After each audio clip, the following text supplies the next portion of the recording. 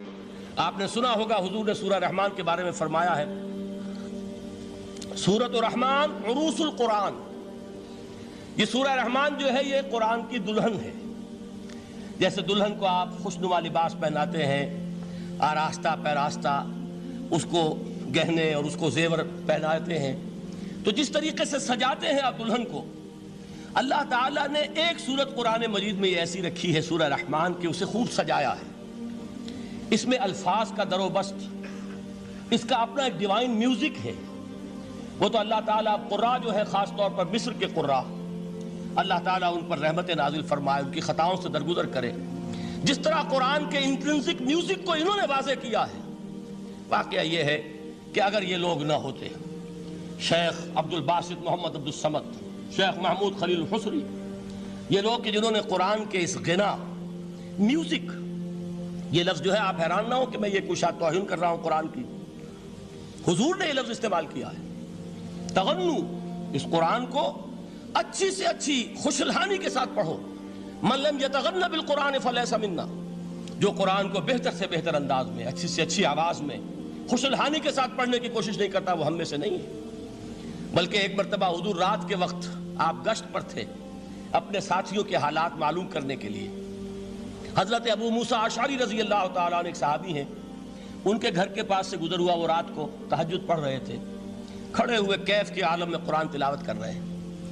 حضور کو بہت پسند آئی ان کی قرات، کافی دیر تک وہاں کھڑے سنتے رہے۔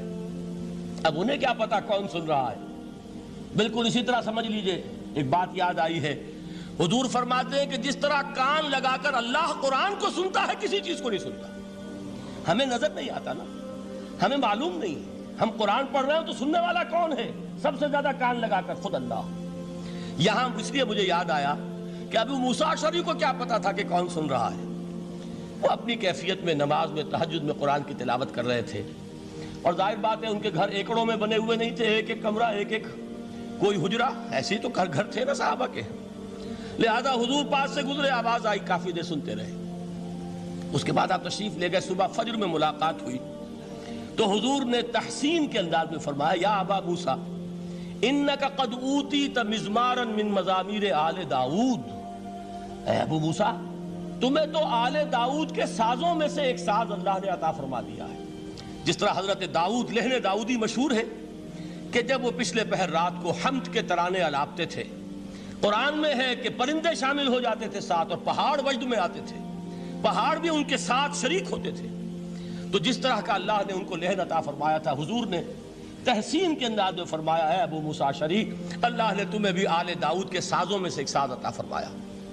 بہرحال قرآن مجید کا جو یہ میوزک ہے، قرآن کے الفاظ کا جو حسن ہے، جہاں تک حسن معنوی ہے وہ تو ہر لفظ میں ہے، لیکن یہ حسن ظاہری، حسن صوتی، حسن لفظی، یہ اپنے کلائمیکس پر آپ کو نظر آئے گا سورہ رحمان میں۔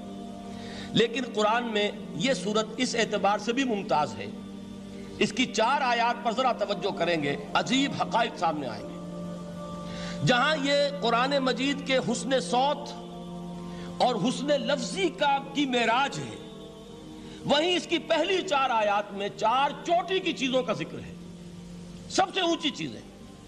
پہلی آیت کیا ہے؟ الرحمن، ایک آیت ہو گئی۔ رحمان کیا ہے؟ اللہ کا نام ہے۔